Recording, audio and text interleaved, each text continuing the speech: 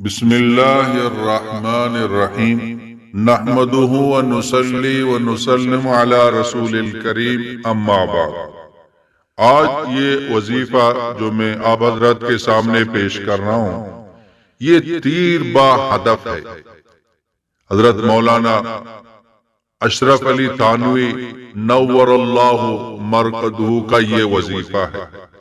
بہت ہی مجرب وظیفہ ہے، تو اس کی بہت سارے فضائل، ایک فضیلت نہیں ہے۔ جتنے بھی وسوسہ ہیں، جتنے بھی ایذا ہیں، تکالیف ہیں، وہ تکالیف چاہے جنوں کی طرف سے ہوں یا انسانوں کی طرف سے ہوں، سفر میں ہو یا حضر میں ہو، ایک دوسری بھی رزق کی برکت اس میں ہے، بدن کی صحت اس میں ہے، تمام آفات، تمام مصیبتوں سے حفاظت اسی وظیفے کے اندر ہے۔ وہ آیات ہے، اللہ لا الہ الا هو الحی القیوم لا تأخذہ سنۃ ولا نوم سے لے کر خالدون تک، پوری یہ آیات یہاں تک اس کو پورا پڑھ لیں۔ یہ پارہ نمبر 3 ہے، رکوع نمبر 2۔ اب اس کو وہاں سے دیکھیں، میں سب کو یہاں بتا دوں گا تو ویڈیو لمبی ہو جائے گی۔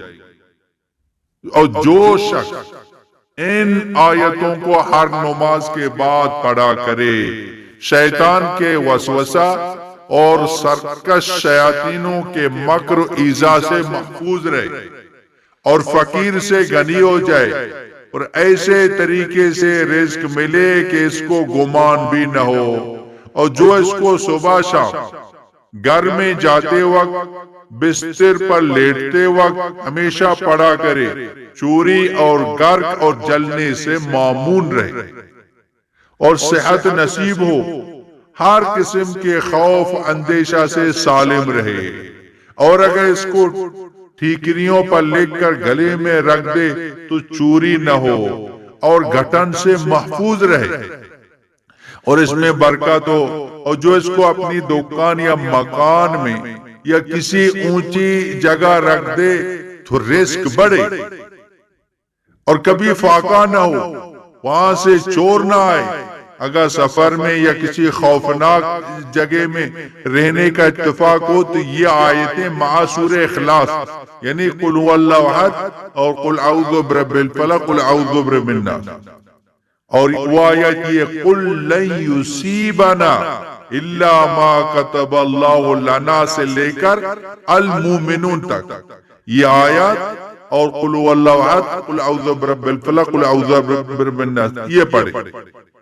اور یہ آیت جو میں نے بتا دی یہ پارہ نمبر 10 ہے، رکوع نمبر 13 ہے،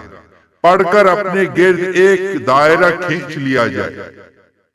انشاءاللہ تعالی کوئی موذی جانور ایذا نہیں پہنچا سکے گا اور کوئی جن یا انسان نقصان نہیں پہنچا سکے گا، اللہ اس کی حفاظت فرمائیں گے، تمام مسائلوں کا حل ہو گیا۔ تھوڑی سی مشقت ہے، یاد کر کے پڑھیں گے، ہر قسم کے مسائل سارے حل ہو گئے، ایذا ہیں، ایذا سے محفوظ، رزق اللہ دے گا، فقیر نہیں ہوگا، چور نہیں آئیں گے،